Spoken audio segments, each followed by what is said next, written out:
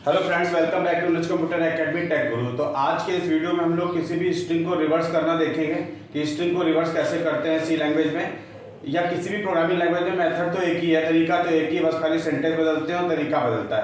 ठीक है, तो अभी आज हम लोग देख रहे हैं स्ट्रिंग को रिवर्स करेंगे। लाइब्रेरी फंक्शन का भी यूज करके आपको स्ट्रिंग को रिवर्स करना बताऊंगा और विदाउट लाइब्रेरी फंक्शन का भी यूज करके आपको मैं स्ट्रिंग को रिवर्स करना बताऊंगा। सबसे पहले हम लोग लाइब्रेरी फंक्शन का यूज देख लेते हैं कैसे करेंगे। तो सबसे पहले हम लोग क्या करते हैं, हम लोग यहाँ पे include stdio.h लिखेंगे, फिर include conio.h लिखते हैं यहाँ पे, क्योंकि हमें पता है हमें लाइब्रेरी फंक्शन यूज करना है, तो उसका हमें हेडर फाइल क्या करनी पड़ेगी, इंक्लूड करनी पड़ेगी। तो यहाँ पे हम लोग क्या लिखते हैं, include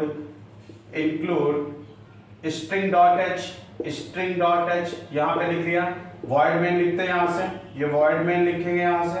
void main लिखने के बाद हम लोग क्या करते हैं, यहाँ पे एक कैरेक्टर हम लोग क्या करते हैं, str यहाँ पे एक स्ट्रिंग लेते हैं, साइज इसका 100 रख देते हैं यहाँ पे 100 रख दिया।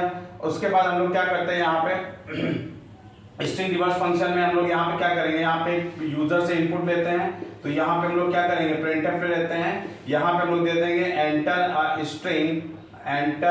स्ट्रिंग यहाँ पे दे दिया।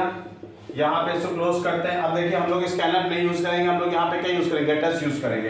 तो हमने यहाँ पे गेटस लिया हुआ है, यहाँ पे गेटस लेंगे, यहाँ से स्ट्रिंग, यहाँ पे जो भी स्ट्रिंग यूजर से मांगेगा उसको यहाँ पे हम लोग क्या करेंगे, पास कर देंगे। तो ये क्या करेगा, ये स्ट्रिंग का क्या करेगा, स्ट्रिंग को गेट करेगा कहाँ से, यूजर इनपुट से, कीबोर्ड से गेट करेगा। उसके बाद हम लोग को क्या करना है, रिवर्स फंक्शन का यूज करना है। तो रिवर्स फंक्शन कैसे यूज करेंगे, तो हम लोग यहाँ पे क्या लिखते हैं, str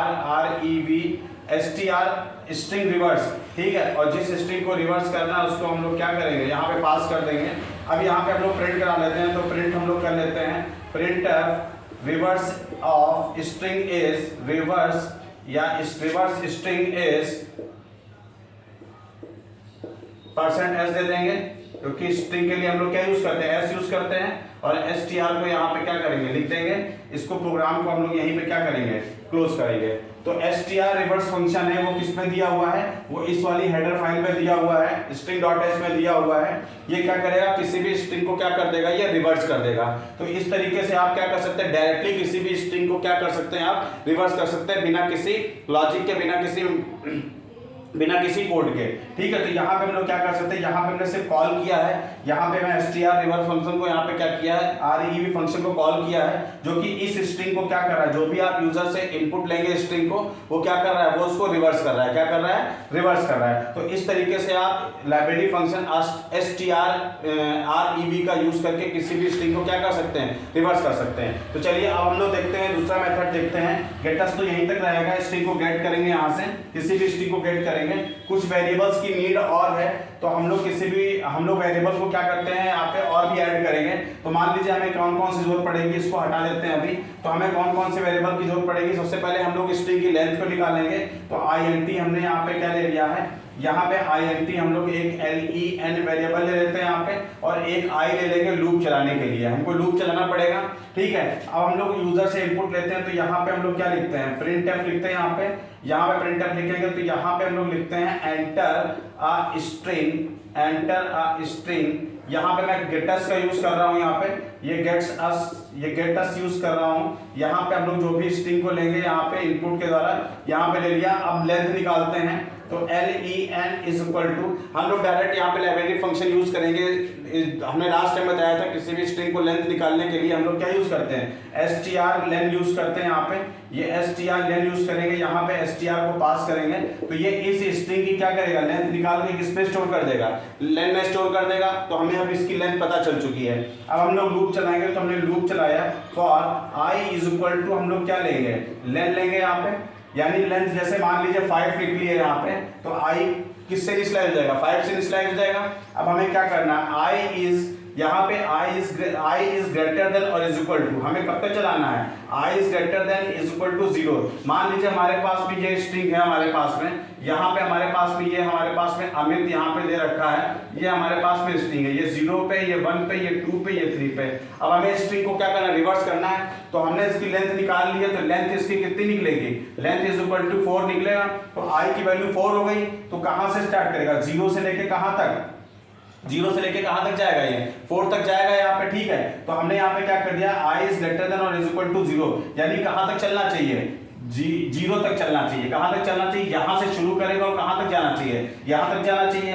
I को हम लोग क्या करते रहेंगे, माइनस माइनस करते रहेंगे, यानी पहले क्या होगा, पहले I की वैल्यू कितनी, यहाँ पे 4 से स्टार्ट हो रहा है, यहाँ पे लेंथ कितनी निकली, मान लीजिए 1 2 3 4 निकली, तो 4 यहाँ पे है, तो 4 इज ग्रेटर देन और is equal to 0, condition true हो रही है। तो हम लोग यहाँ पे क्या करेंगे, प्रिंट करा लेंगे।